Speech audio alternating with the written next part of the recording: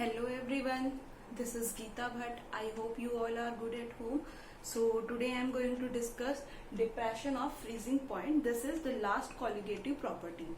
इससे पहले हम 3 colligative properties डिस्कस कर चुके हैं. लाइक फर्स्ट थी आपकी relative lowering of vapour pressure, second is osmotic pressure and the third is elevation of boiling point.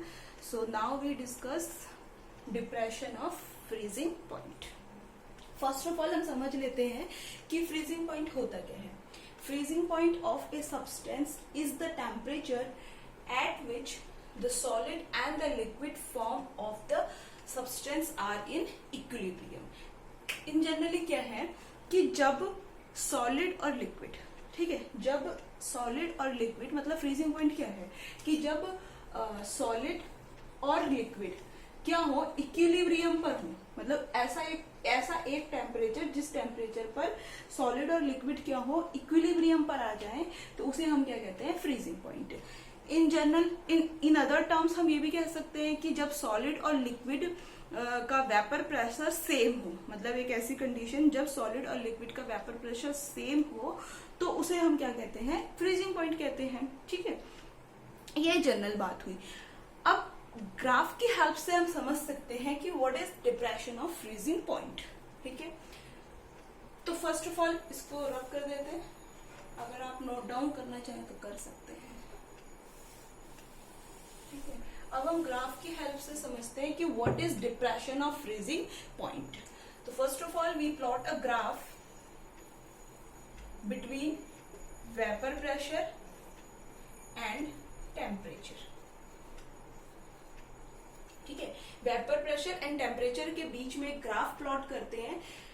तो इससे पहले जब हमने एलिवेशन और बॉइलिंग पॉइंट डिस्कस किया था, तो वहां पर भी हमने ये चीज डिस्कस की थी कि जो वेपर प्रेशर ऑफ सॉल्वेंट होता है, vapour pressure of solvent is more as compare to vapour pressure of solution. Okay, so if हम क्या करेंगे, यहाँ पर कोई सॉल्वेंट डालते हैं, इसे हम क्या कहेंगे, लिक्विड सॉल्वेंट.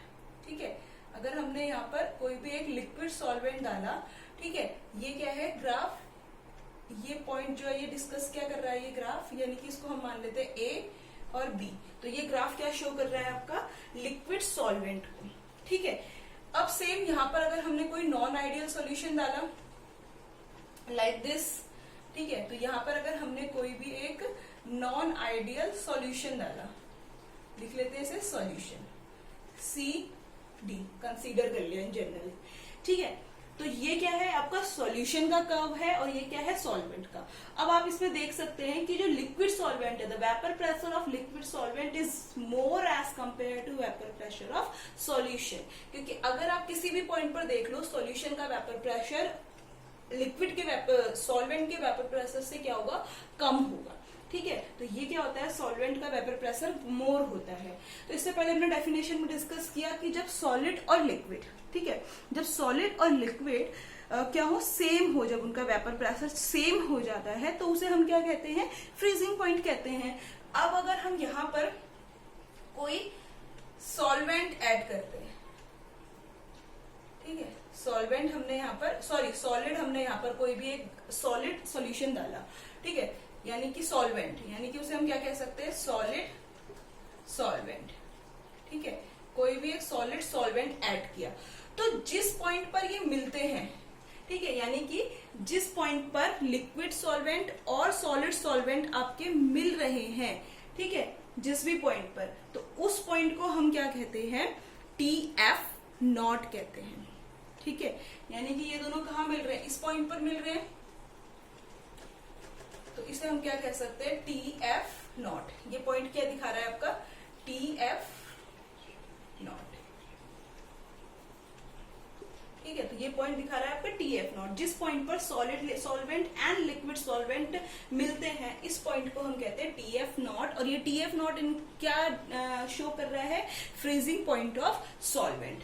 अब क्या होगा कि ये जो सॉल्यूशन है, सॉल्यूशन का जो कर्व है, ये सॉल्यूशन क्या होगा, आगे इंक्रीज होगा और इंक्रीज करके किससे रिएक्ट करेगा, ये सॉलिड सॉल्वेंट से.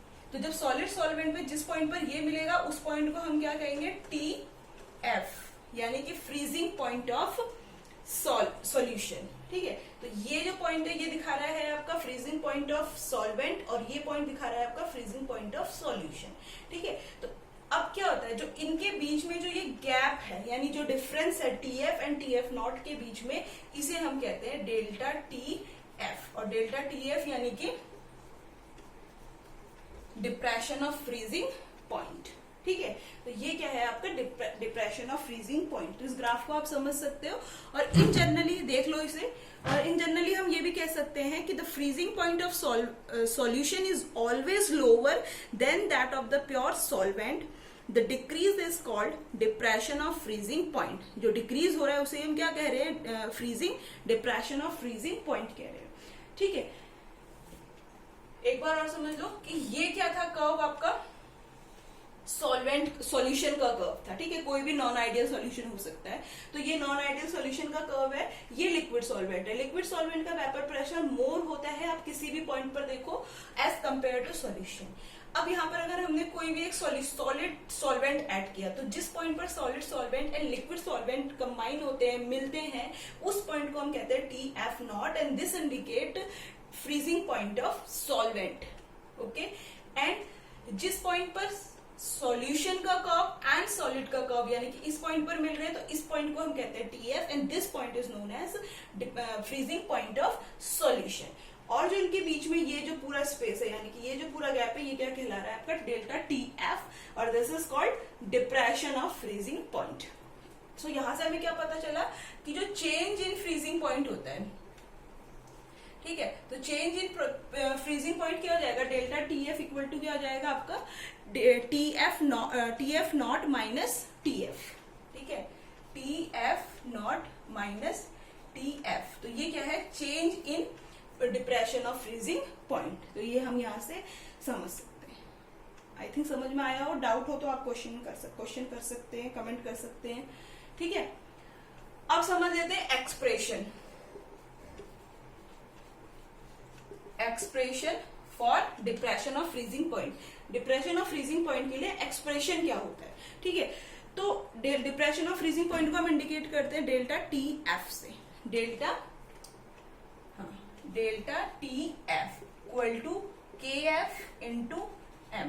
This is the expression for calculating depression of freezing point. Delta TF depression of freezing point, KF जो होता है यहाँ पे, KF होता है मोलल डिप्रेशन कांस्टेंट। ठीक है, तो KF होता है मोलल डिप्रेशन कांस्टेंट।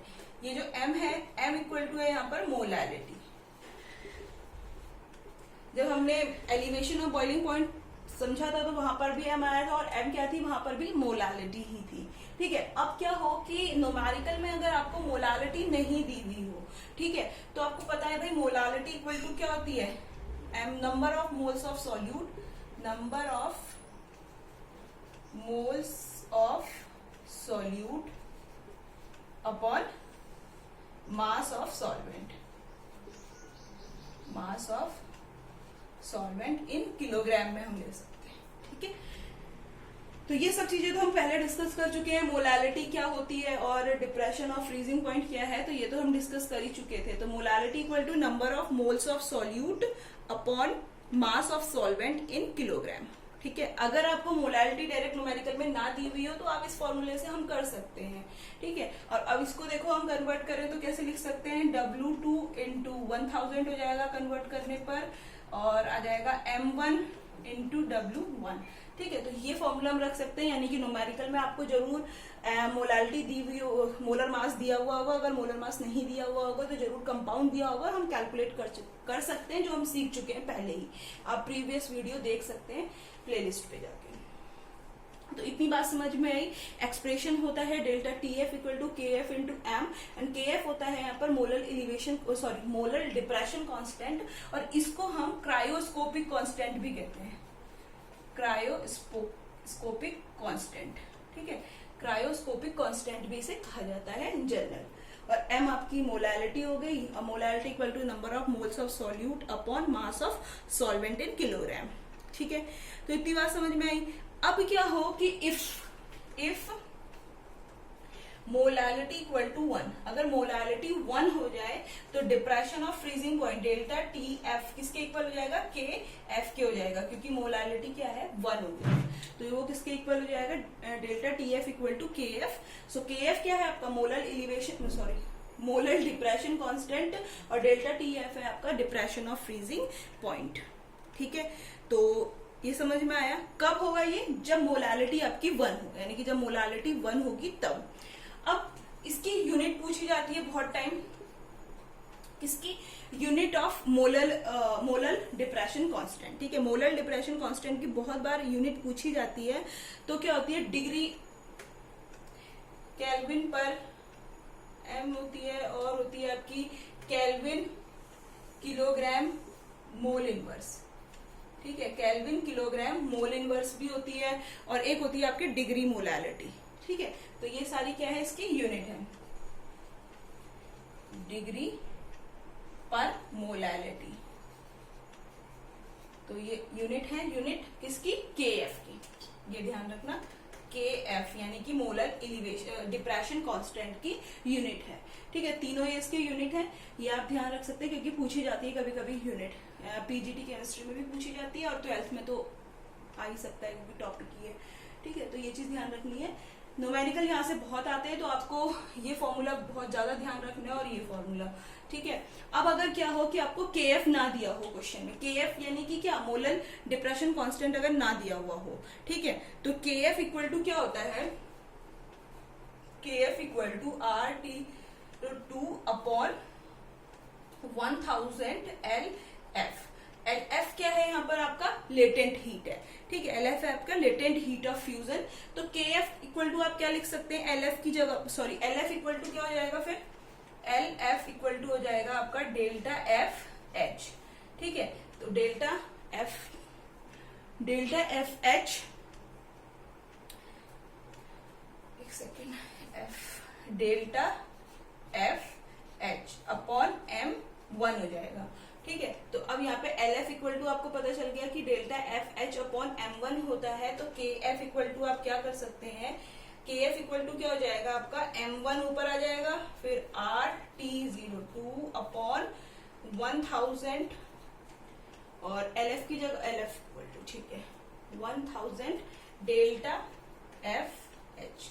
तो इस फॉर्मूले से आप कैलकुलेट कर सकते हैं क्या, के एफ को, के एफ यानी मोलर डिप्रेशन कांस्टेंट। तो ये 3 फॉर्मूले आपको ध्यान रखने हैं, एक मोलर डिप्रेशन कांस्टेंट, और एक होता है आपका change in depression constant, depression freezing point, और दूसरा ये एक्सप्रेशन। तो ये आपको ध्यान रखना है, यहाँ से न्यूमेरिकल आता है, ग्राफ की हेल्प से आप डिप्रेशन एंड फ्रीजिंग पॉइंट को समझ सकते हैं कि जो ये गैप है ये है आपका depression of freezing point, and this indicate when solid solvent and liquid solvent जिस भी पॉइंट पर मिले तो वो क्या होंगे आपके depression of, sorry freezing point of solvent, और जिस पॉइंट पर आपके सॉलिड और सॉल्यूशन का कर्व मिलता है उस पॉइंट को हम क्या कहेंगे, T F, and T F indicate depression of, sorry freezing point of solution.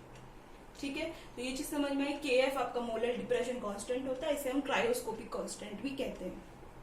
ठीक है, एम आपकी मोलालिटी है, मोलालिटी को हम इंडिकेट, मोलालिटी अगर क्वेश्चन में ना दी हुई है तो इस फॉर्मूले की हेल्प से हम कर सकते हैं, और इस फॉर्मूले को फिर हम कन्वर्ट कर सकते हैं। ये मोलालिटी हम पहले ही डिस्कस कर चुके हैं।